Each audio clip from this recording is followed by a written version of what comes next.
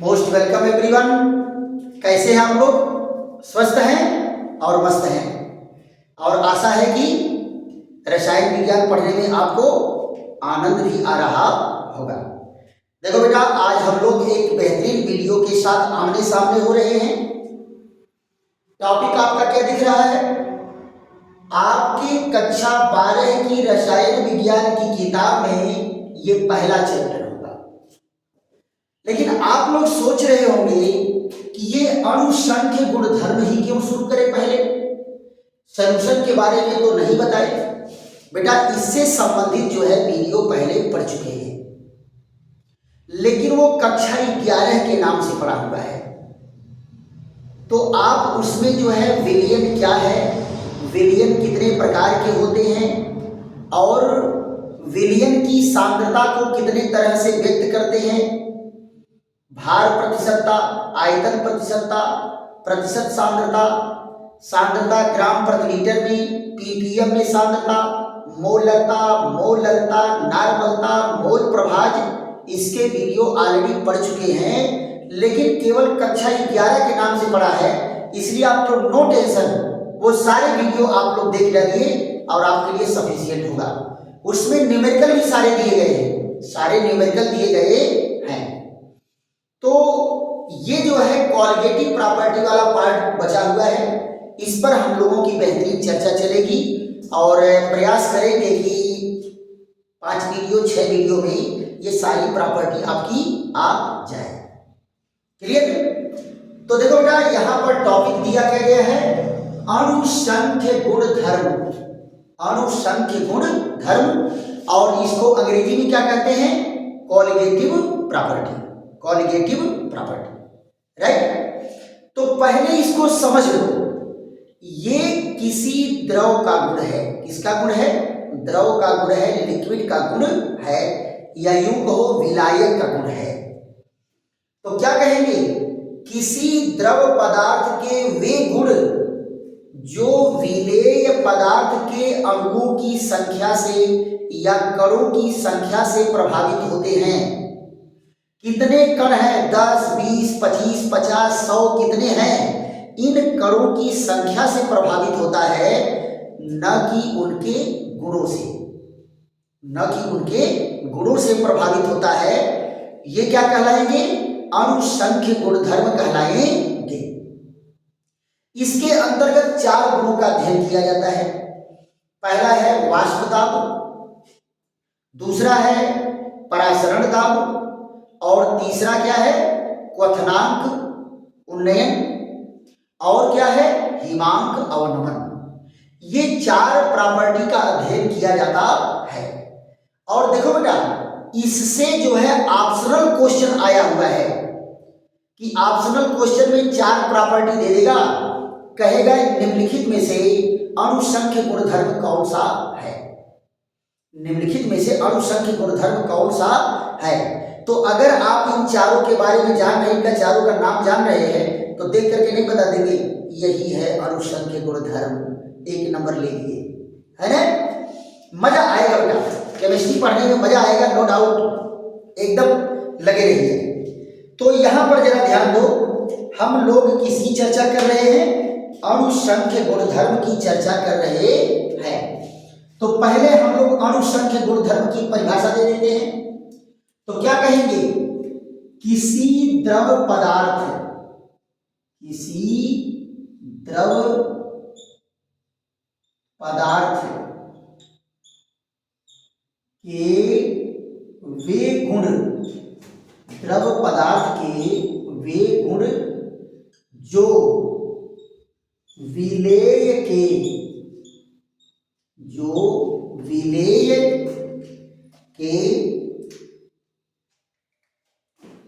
विलेय के कणों की संख्या, विलेय के कणों की संख्या से प्रभावित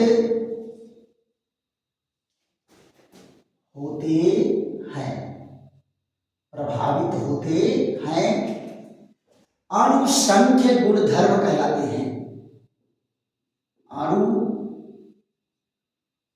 संख्य गुण धर्म कहलाते हैं।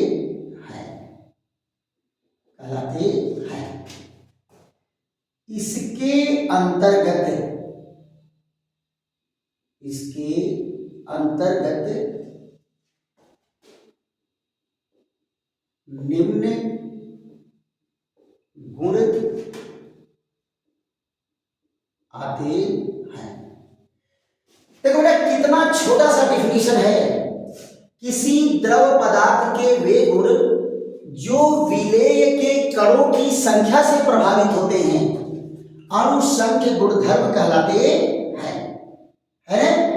किससे प्रभावित नहीं होते? उनके गुणों से। उनके गुणों यानी किसके?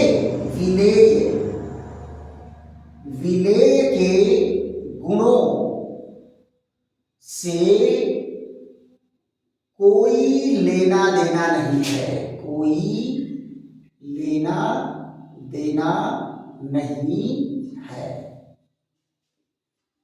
विलेय क्या है? अम्ल है कि विलेय क्षार है कि विलेय लवण है, इससे कोई लेना देना नहीं है। किससे लेना देना है? कि विलेय के कितने कण घुले हैं, 10, 20, 25, 50 कितने कण घुले हैं, केवल ये उससे प्रभावित होते हैं, न कि उनके गुणों से प्रभावित होते हैं। क्लियर? ऐसे को क्या कहेंगे? इनका अध्ययन, इनके अध्ययन को कहेंगे अनुसंख्य गुण धर्म। इसमें कौन कौन आएगा बेटा? जरा यहां ध्यान दो। पहला क्या है? वाष्प दाब।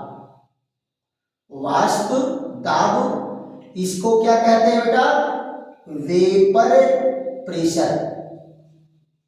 क्या कहेंगे? Vapour pressure. दूसरा गुण क्या है? परासरण दाब।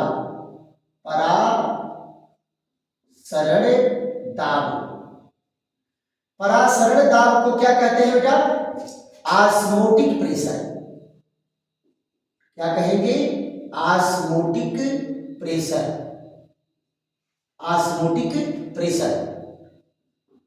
और क्या है? क्वथनांक उन्नयन।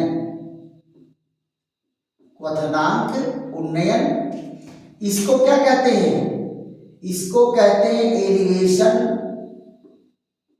In boiling point.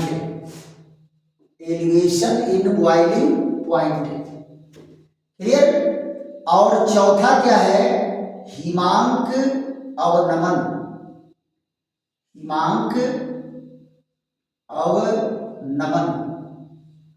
इसको क्या कहते हैं? इसको कहते हैं डिप्रेशन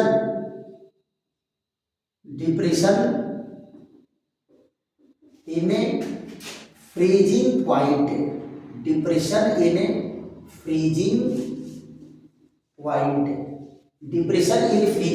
पॉइंट। ये बेटा 4 गुण जो है अनुसंख्य गुणधर्म के अंतर्गत अध्ययन किया जाता है। अगर पेपर में आ रहा है कि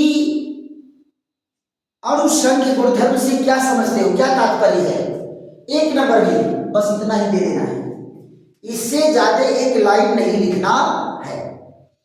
अब जरा बात आ जाती है, सबसे पहले हम किस पर चर्चा करेंगे? वाष्प दाब अवनमन पर। सबसे पहली चर्चा किस पर होगी? वाष्प दाब पर चर्चा होगी एवं वाष्प दाब अवनमन। वाष्प दाब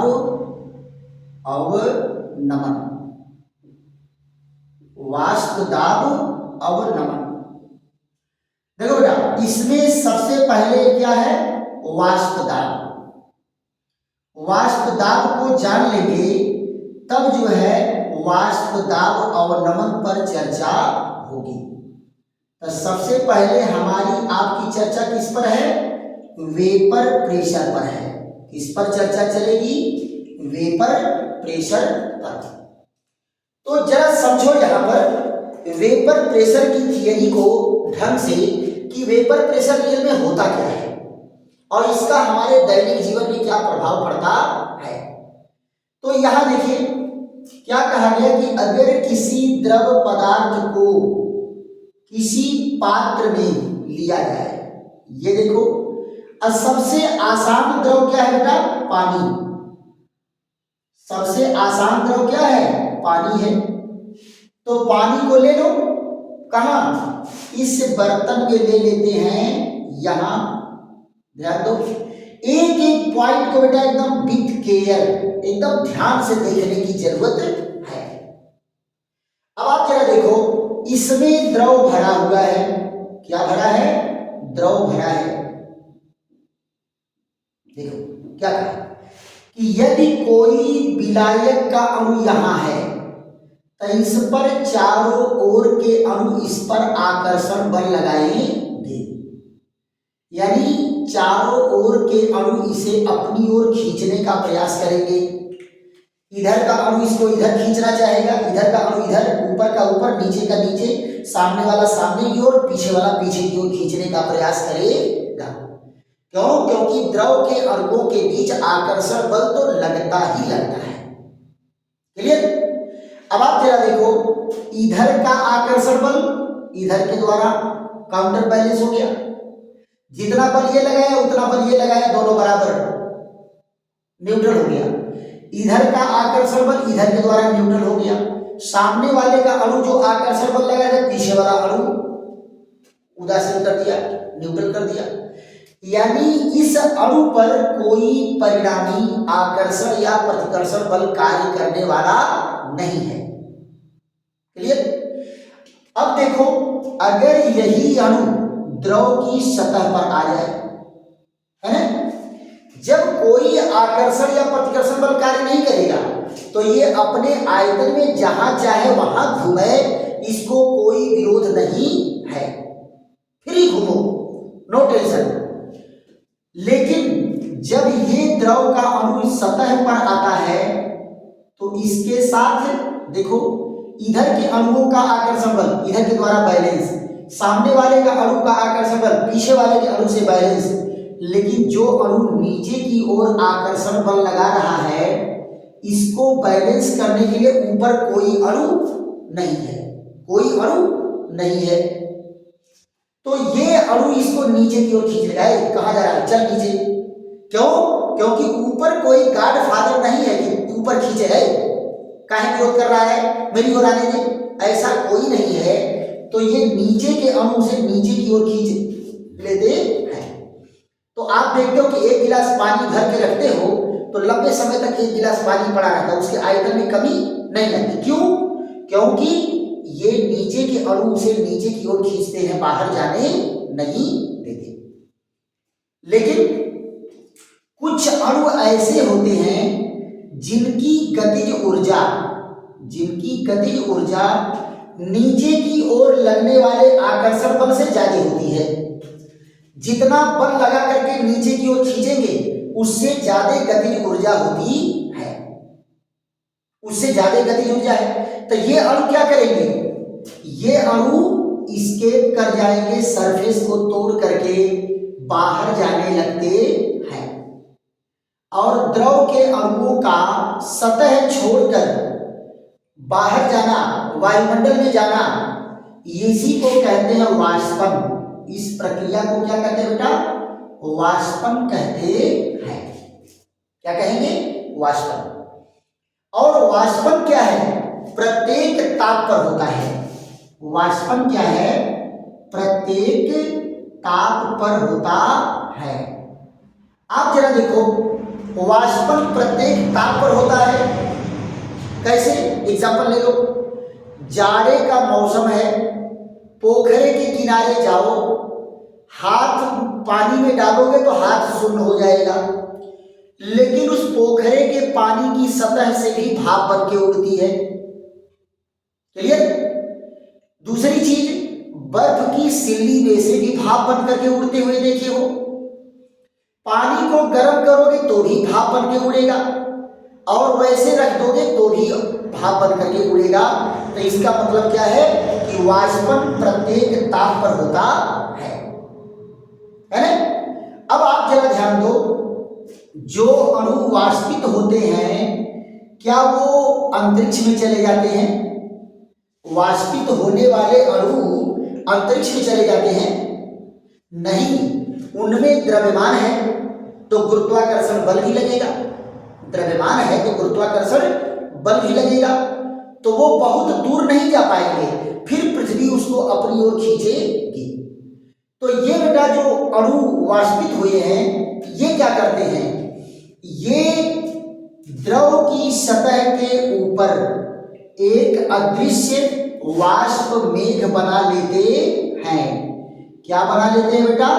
अदृश्य वाष्प मेघ। ये आपको दिखाई नहीं देगा, अदृश्य वाष्प मेघ आपको दिखाई नहीं देगा, लेकिन ये करते क्या है, ये द्रव की सतह पर दाब डालते हैं। और जब द्रव की सतह पर दाब डालते हैं तो ये वाष्पन की क्रिया को क्या करेंगे? रोक देंगे। वाष्पन की क्रिया को क्या करेंगे? रोक देंगे। क्लियर? तो यहां पर जरा देखो, ये क्या है? वाष्प मेघ है। वाष्प मेघ, मेघ माने बादल। और ये जो वाष्प मेघ के द्वारा लगाया गया दाब है, इसी दाब को वाष्प दाब कहते हैं। इसको क्या कहते हैं? वाष्प दाब कहते हैं। ये बात समझ आ गई? वाष्प मेघ के द्वारा द्रव की सतह पर लगाया गया दाब ही वाष्प दाब कहलाता है। पक्का? तो जरा इसका डेफिनेशन देख लीजिए, क्या कहेंगे? वाष्प मेघ, वाष्प मेघ द्वारा, वाष्प मेघ द्वारा द्रव की सतह, द्रव की सतह या किसी भीगी सतह, भीगी सतह, किसी भीगी सतह पर लगाया गया दाब, लगाया गया दाब जो पुनः वाष्पन को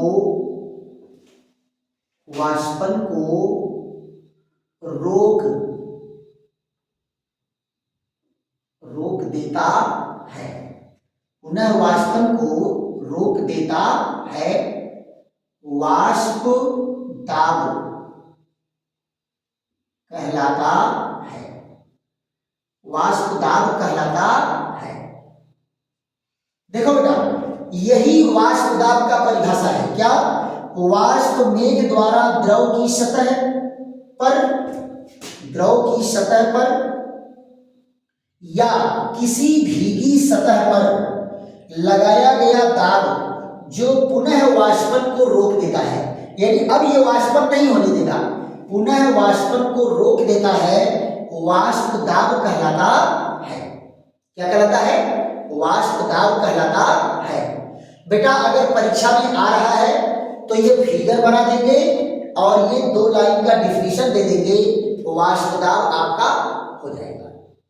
अगर आ जाए कि वाष्प दाब से क्या समझते हो, प्रकाश डालो 1 नंबर में, तो ये बहुत सफिशिएंट है, इससे ज्यादा कुछ देने की जरूरत नहीं है। क्लियर? इसी तब जो है एक छोटा पॉइंट इसका क्या है, दूसरा, वाष्प दाब अवनमन को समझ लेते हैं। किसको समझ लेते हैं? वाष्प दाब अवनमन को समझ लेते हैं। तो इसको जरा स्क्रीनशॉट ले लीजिए फट से, तो या तो स्क्रीनशॉट ले लीजिए, अब वीडियो रोक करके भी आप आराम से नोट कर सकते हैं। तो यहां जरा देखो, फिगर यही रहेगा बेटा, अभी फिगर से हम समझाएंगे आपको कि वाष्प दाब अवनमन क्या होता है।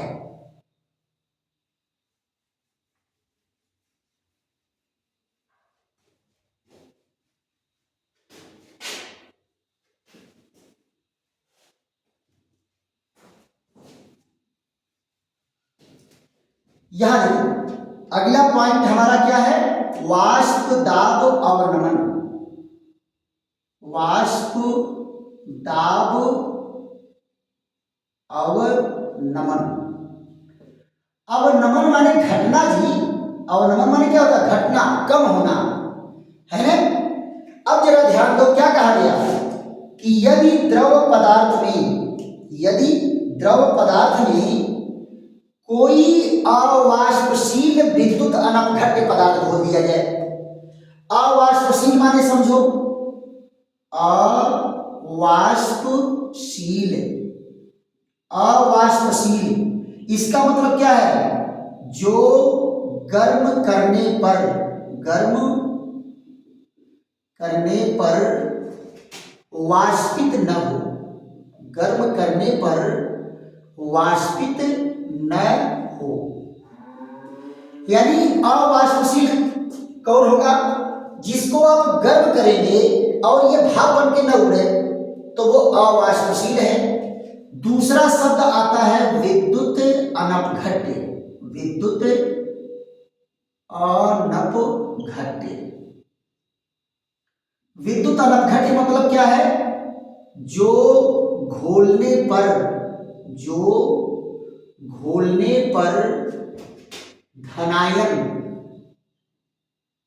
और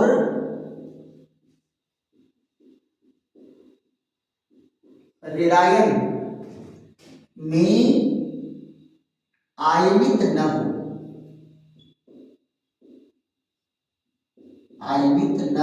हो, यानी ऐसा विलेय पदार्थ जिसको आप घोलो और वो अपने धनायन ऋणायन में न टूटे, वो विद्युत अनपघट्य पदार्थ कहलाएंगे।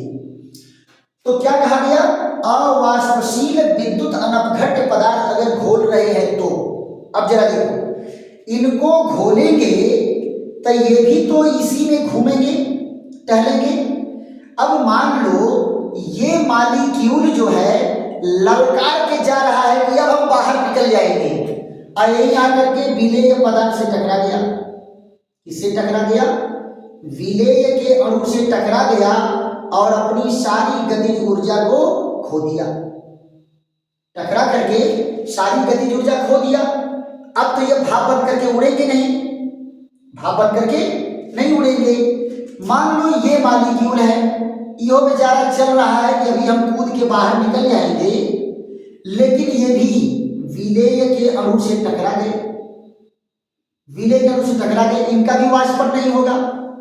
ऐसे ही ये अणु है, ये भी क्या है, चल रहा है कहाँ, ये कि हम अभी जो है द्रव की सतह को छोड़ करके बाहर निकल जाएंगे, लेकिन ये बाहर नहीं निकल पाया।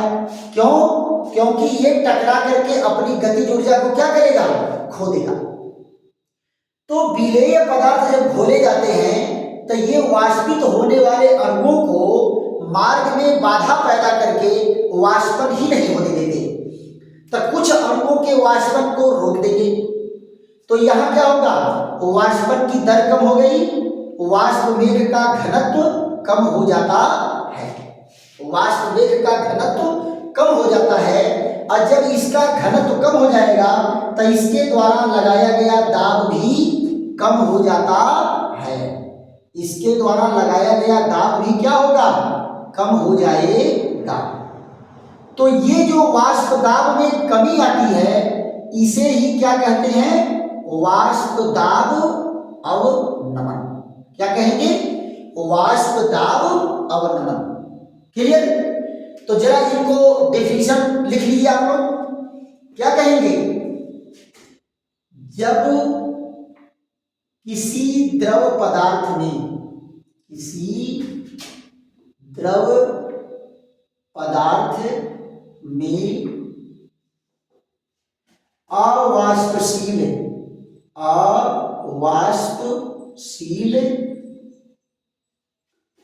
विद्युत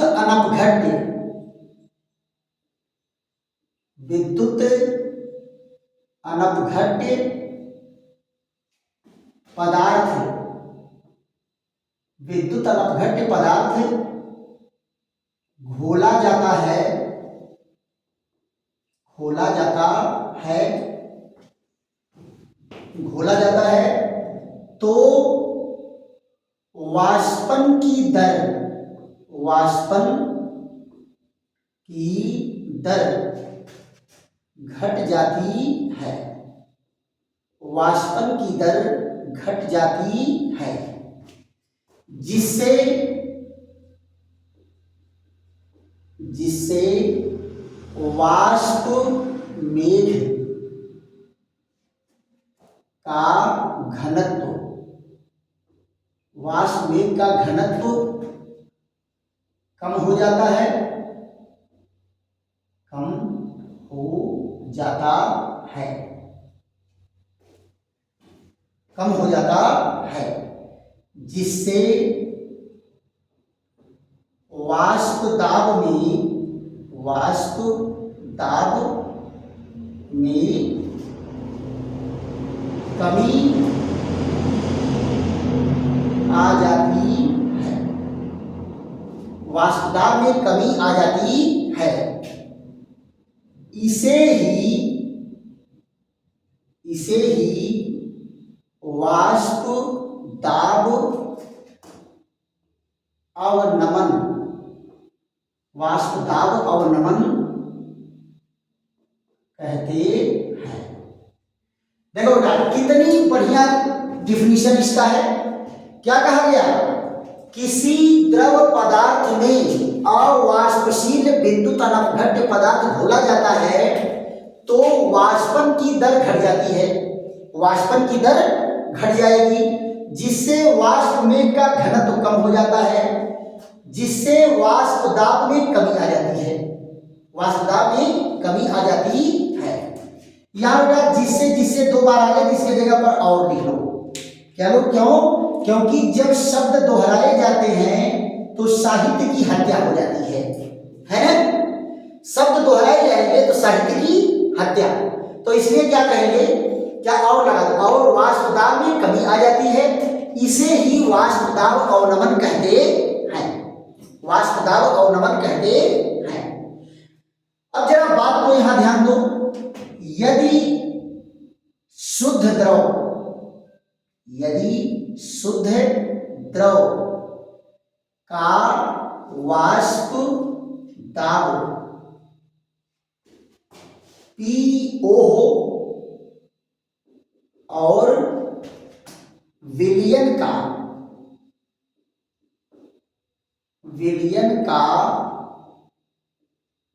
वाष्प दाब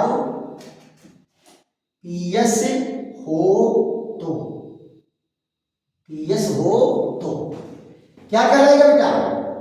वाष्प दाब अवनमन क्या है? वाष्प दाब अवनमन, वाष्प दाब अवनमन क्या होगा? PO माइनस PS, समीकरण 1, समीकरण 1, राइट। वाष्प दाब अवनमन क्या है? शुद्ध द्रव के वाष्प दाब में से विलयन का वाष्प दाब घटा दो, यही वाष्प दाब अवनमन है। तो देखो बेटा वाष्प दाब अवनमन आप समझ गए, मीन्स ऑफ वाष्प दाब अवनमन का मतलब क्या होता है, पक्का? यहां देखिए एक पॉइंट और इसमें बढ़ा के कहा गया है, क्या?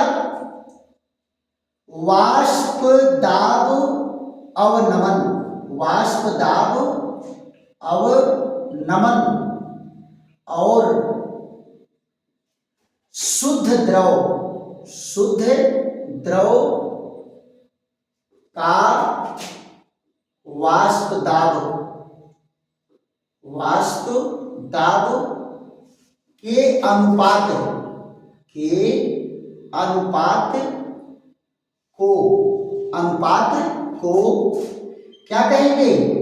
आपेक्षिक, क्या कहेंगे? आपेक्षिक वाष्प दाब अवनमन, आपेक्षिक वाष्प दाब अवनमन कहते हैं, आपेक्षिक वाष्प दाब अवनमन कहते हैं। तो यहां जरा देखो, आपेक्षिक वाष्प दाब अवनमन क्या है? आपेक्षिक वाष्प दाब अवनमन। आपेक्षिक वाष्प दाब अवनमन क्या है? PO माइनस PS वाष्प दाब अवनमन है, और ये शुद्ध द्रव का वाष्प दाब है, शुद्ध द्रव का वाष्प दाब। तो ये क्या है? आपेक्षिक वाष्प दाब अवनमन, ये समीकरण 2, राइट। तो ये बेटा क्या है, आप इस फिगर से समझ गए कि वाष्प दाब अवनमन क्या है, और ये वाष्प दाब अवनमन की डिफिनीशन हो गई। तो आशा है कि आप लोगों को खूब जम के समझ में आया होगा कि वाष्प दाब क्या है, वाष्प दाब अवनमन क्या होता है। क्लियर? तो अगर वीडियो बेटा बेहतरीन लग रहा है तो खूब इसको लाइक करो, शेयर करो, दोस्तों मित्रों को बताओ कि चलो झूम के केमिस्ट्री पढ़ते हैं। कहाँ? चैनल का नाम क्या है? राधेश्याम केमिस्ट्री वाले, राधेश्याम केमिस्ट्री वाले। और नारा हमारा क्या होगा? वही पुराना नारा, एवं 90% से ऊपर मार्क हमको ले आना है। क्लियर? चलिए, और बेटा कमेंट भी करो, अगर कहीं पर प्रॉब्लम हो रही है तो कमेंट भी करो। क्लियर? चलिए, ऐसे ही बेहतरीन वीडियो के साथ हमारी आपकी फिर मुलाकात होगी। तब तक के लिए विश्राम। थैंक यू, धन्यवाद।